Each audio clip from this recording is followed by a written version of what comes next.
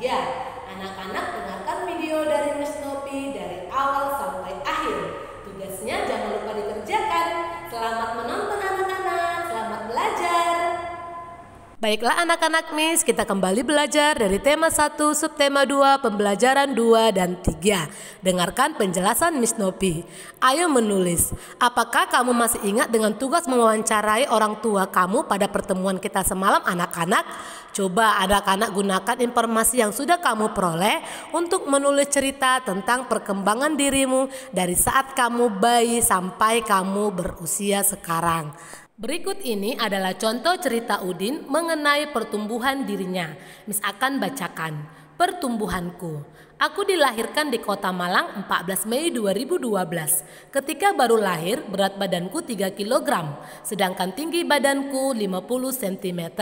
Aku mulai bisa merangkak saat usiaku 9 bulan. Kemudian di usia 15 bulan, aku sudah dapat berjalan. Orang tuaku selalu merawatku penuh cinta. Aku selalu diberi nutrisi yang baik, sehingga pertumbuhanku juga sangat baik. Demikianlah contoh cerita pertumbuhan Udin. Nah, anak-anak pasti juga bisa ya membuat cerita seperti Udin ini. Selanjutnya anak-anak, bagaimana perasaanmu setelah mendengar informasi tentang perkembanganmu? Apakah kamu juga mendapat informasi kapan kamu mulai bisa merangkak dan berjalan? Nah, ini adalah contoh ciri makhluk hidup bertumbuh dan berkembang. Selanjutnya, selain tinggi dan berat badan, setiap orang juga memiliki kekuatan yang berbeda. Kekuatan juga dipengaruhi oleh beberapa faktor, misalnya perbedaan pertumbuhan tulang dan otot. Semua perbedaan merupakan anugerah Tuhan. Kita wajib mensyukurinya. Jadi anak-anak, berapapun tinggi badan dan berat badanmu, wajib kamu syukuri. Sekarang kita mengamati, Miss akan bacakan teks berjudul Menghargai Perbedaan. Perubahan tinggi dan berat badan manusia berbeda-beda. Kekuatan manusia juga berbeda-beda. Perubahan tinggi dan berat badan serta kekuatan adalah contoh pertumbuhan dan perkembangan manusia. Pertumbuhan dan perkembangan dipengaruhi oleh makanan, kebiasaan olahraga, dan faktor yang diturunkan oleh orang tua. Tuhan menciptakan berbagai macam makhluk hidup berbeda-beda. Perbedaan ini adalah karunia Tuhan. Kita harus saling menghargai dan menghormati perbedaan.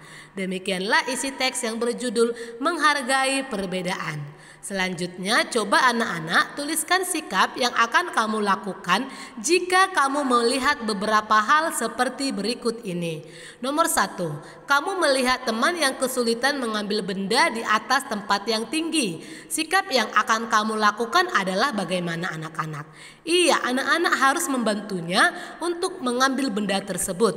Selanjutnya nomor 2, kamu melihat temanmu yang kesulitan membawa barang bawaan. Sikap yang akan kamu lakukan adalah, coba anak-anak pikirkan sebentar, maka sikap yang paling benar adalah menawarkan bantuan untuk membawakan beberapa barang tersebut. Nah, kita lanjutkan soal nomor 3. Kamu melihat temanmu yang kesulitan mengikuti gerakan tari. Sikap yang akan kamu lakukan adalah, iya, anak-anak harus membantunya dengan sabar untuk dapat mengikuti gerakan tari. Jadi, jika anak-anak memiliki sikap seperti ini, maka akan tercipta kerukunan. Sikap saling menghormati antar sesama itu termasuk pengamalan sila kedua Pancasila. Jadi anak-anak, jika kamu sudah saling menghormati, maka itu contoh pengamalan sila kedua Pancasila. Apakah anak-anak masih ingat isi dan lambang sila kedua? Pasti masih ingat. Sila kedua berbunyi kemanusiaan yang adil dan beradab.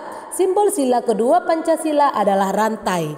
Lambang ini menunjukkan bahwa bangsa Indonesia sangat menjunjung tinggi nilai-nilai kemanusiaan, saling menghormati, saling menyayangi, dan juga memperlakukan manusia lainnya dengan baik. Jadi anak-anak Miss, marilah kita saling menghormati dan menghargai perbedaan yang ada.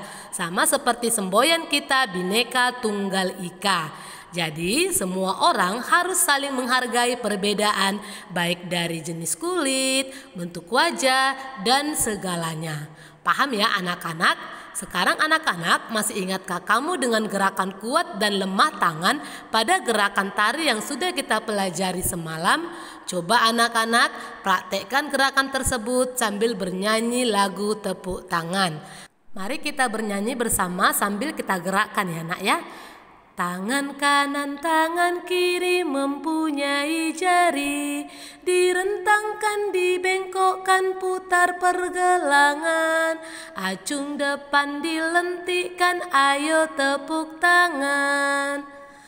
Bisa anak-anak? Kita ulangi. Tangan kanan, tangan kiri mempunyai jari, direntangkan, dibengkokkan, putar pergelangan, acung depan dilentikkan, ayo tepuk tangan. Nah anak-anak, bagaimana perasaanmu saat menari tadi? Dapatkah kamu mengikuti semua gerakan sesuai dengan contoh yang diberikan? Anak-anak boleh lagi berlatih di rumah. Oke anak-anak, kita lanjutkan. Sekarang mari kita mengamati makanan penting untuk kesehatan. Miss akan bacakan teksnya, anak-anak dengarkan. Makanan sangat berpengaruh terhadap pertumbuhan dan perkembangan manusia. Makanan yang penting untuk pertumbuhan dan perkembangan adalah makanan yang menyehatkan dan bergizi. Coba anak-anak lihat, di sini ada 5 gambar makanan sehat. Apa sajakah itu? Berikut makanan yang menyehatkan dan bergizi. Coba anak-anak dengarkan. Yang pertama ada makanan pokok. Makanan pokok itu misalnya nasi, kentang, jagung, roti, ubi, dan sagu. Yang kedua lauk pauk, misalnya daging, ikan, tahu, tempe, telur, dan cumi-cumi. Ini adalah contoh makanan. Yang ketiga ada sayur-sayuran, misalnya kangkung, bayam, wortel, buncis, dan masih banyak lagi nama sayur-sayuran. Contoh makanan menyehatkan keempat adalah buah-buahan, misalnya jeruk, apel, anggur, pisang, jambu, dan masih banyak lagi. Makanan yang menyehatkan kelima adalah susu, misalnya susu sapi dan susu kambing. Ini adalah makanan 4 sehat 5 sempurna. Makanan-makanan tersebut mengandung gizi seperti karbohidrat, protein, lemak, vitamin, mineral, dan air. Karbohidrat terdapat pada makanan pokok. Protein terdiri atas 2 jenis, yaitu protein hewani dan protein nabati. Protein hewani adalah protein yang berasal dari hewan, misalnya ikan, daging, susu, keju, dan telur. Protein nabati adalah protein yang berasal dari tumbuh-tumbuhan, misalnya tempe dan tahu. Vitamin itu banyak terdapat pada sayur-sayuran dan buah-buahan. Mineral banyak terdapat pada ikan, sayur, dan susu. Jadi anak-anak Miss, ingatlah untuk selalu mengkonsumsi makanan yang mengandung gizi seperti karbohidrat, protein, lemak, vitamin, mineral, dan air. Jagalah makanan yang kita makan agar selalu bersih dan menyehatkan. Makanan yang bersih, menyehatkan, dan bergizi akan membantu pertumbuhan dan perkembangan manusia dengan baik. Ini adalah contoh makanan yang mengandung banyak gizi yang menyehatkan. Sekarang coba anak-anak berilah tanda centang pada makanan yang sebaiknya kita makan setiap hari, dan berilah tanda silang pada makanan yang sebaiknya dimakan sesekali saja atau bahkan harus kita hindari. Kemudian anak-anak tuliskan pula alasannya pada tempat yang sudah tersedia. Mari kita kerjakan soal berikut bersama-sama ya anak-anak. Perhatikan gambar pertama. Ini gambar apa anak-anak? Ini adalah gambar buah-buahan. Apakah bisa kita makan? Pasti, maka kita berikan centang. Kenapa centang? Alasannya adalah karena buah-buahan mengandung vitamin yang diperlukan tubuh setiap hari. Gambar kedua ini apa nak? Iya, gambar kedua adalah permen.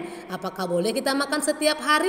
Tentu tidak. Alasannya adalah karena kandungan gula pada permen sangat tinggi dan tidak baik untuk kesehatan jika dimakan setiap hari.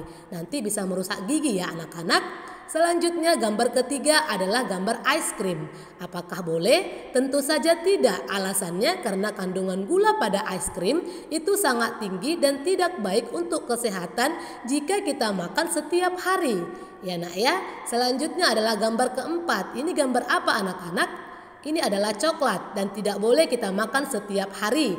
Alasannya karena kandungan gula pada coklat sangat tinggi dan tidak baik untuk kesehatan kita jika dimakan setiap hari. Gambar selanjutnya adalah susu. Apakah boleh kita konsumsi setiap hari? Iya, boleh, maka beri tanda centang. Alasannya karena susu mengandung vitamin dan protein yang dibutuhkan tubuh setiap hari. Gambar terakhir, coba anak-anak lihat apakah boleh kita konsumsi atau tidak setiap hari, nak? Iya, boleh kita konsumsi. Alasannya karena lauk mengandung protein yang dibutuhkan tubuh kita setiap hari. Jadi anak-anak, buah-buahan dapat kita temui dengan mudah di pasar atau penjual buah di sekitar kita.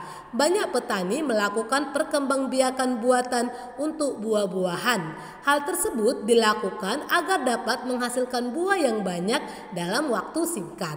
Melalui kegiatan perkembangbiakan buatan, petani bisa menghasilkan ribuan buah dalam masa panen.